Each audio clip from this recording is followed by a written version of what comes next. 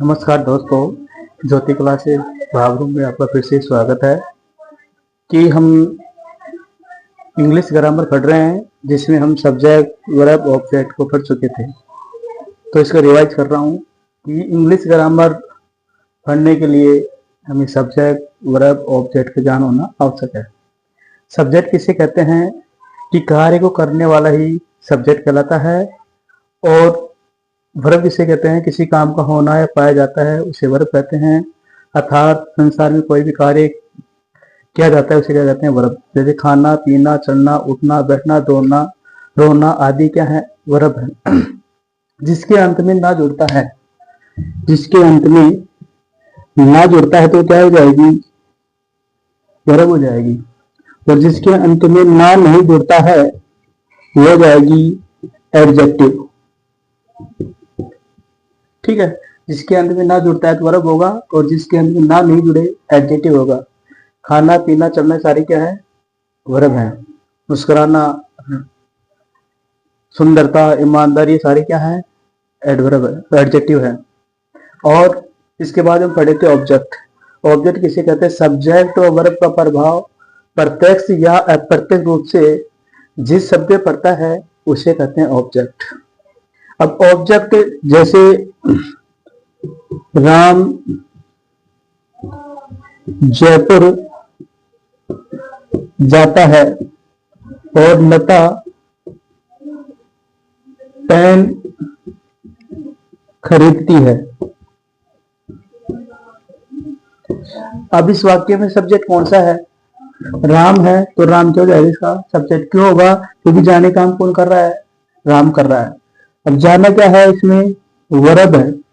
अब क्या जाता है, नहीं मिल रहा, किससे किसको जाता है, नहीं है, तो ये जयपुर शब्द अन्य वर्ड है, अदर वर्ड है, ना कि ऑब्जेक्ट है। लता शब्द है, ये सब्जेक्ट है, क्योंकि खरीदने काम कौन कर रही है, लता कर रही है। खरीदने क्या हुआ, वर्ब हुई। इसमें क्या जोड़ो, क्या खरीदती है, पेन, तो इसका जवाब मेरा क्या हो जाएगा, डायरेक्ट ऑब्जेक्ट। यहां तक हमने चर्चा की थी। यदि किसी वाक्य में इनडायरेक्ट ऑब्जेक्ट, यदि हिंदी वाक्य क्रिया से पहले किससे या किसको जोड़कर प्रश्न किया जाता है, जो उसका जवाब मिलता है उसे इनडायरेक्ट ऑब्जेक्ट कहते हैं। और अब हम पढ़ेंगे कि यदि किसी वाक्य में दोनों ऑब्जेक्ट एक साथ आ गए तो हम कोई सा भी ऑब्जेक्ट पहले ले सकते हैं। तो नोट में लिखना आपको, नोट।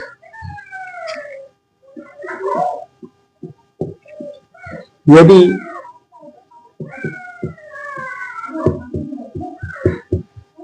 किसी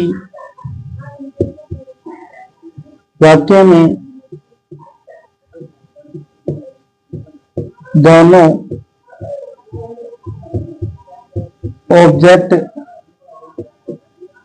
एक साथ आ जाएं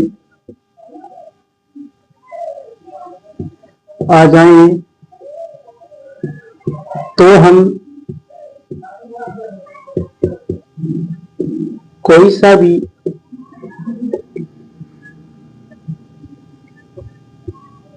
ऑब्जेक्ट पहले लिख सकते हैं।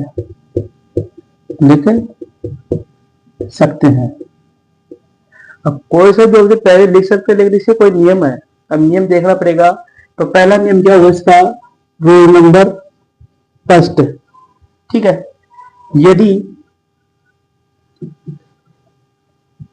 हम डायरेक्ट ऑब्जेक्ट, यदि हम डायरेक्ट ऑब्जेक्ट पहले लेते हैं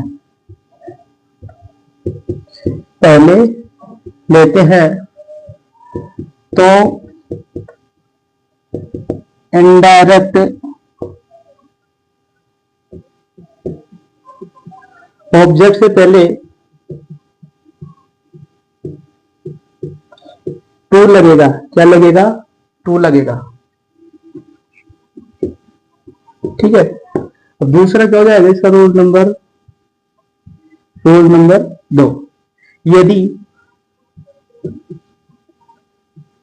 यदि हम इनडायरेक्ट ऑब्जेक्ट पहले लेते हैं यदि हम इनडायरेक्ट ऑब्जेक्ट पहले लेते हैं,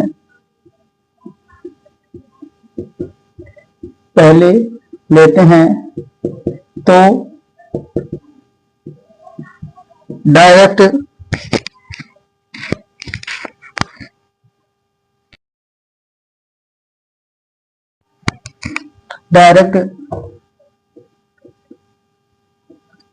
ऑब्जेक्ट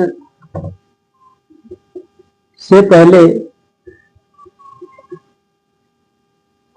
कुछ भी नहीं लगेगा, कुछ भी नहीं लगेगा। ठीक है, कुछ भी नहीं लगेगा। अब इसमें ट्रिक के माध्यम से देखते हैं। जैसे पहला है इसका डायरेक्ट ऑब्जेक्ट, फिर हमने लिया इसके बाद इनडायरेक्ट ऑब्जेक्ट। तो इन दोनों के बीच क्या लगाना पड़ेगा आपको? टू लगाना पड़ेगा। और यदि आप इनडायरेक्ट ऑब्जेक्ट पहले लेते हो, इनडायरेक्ट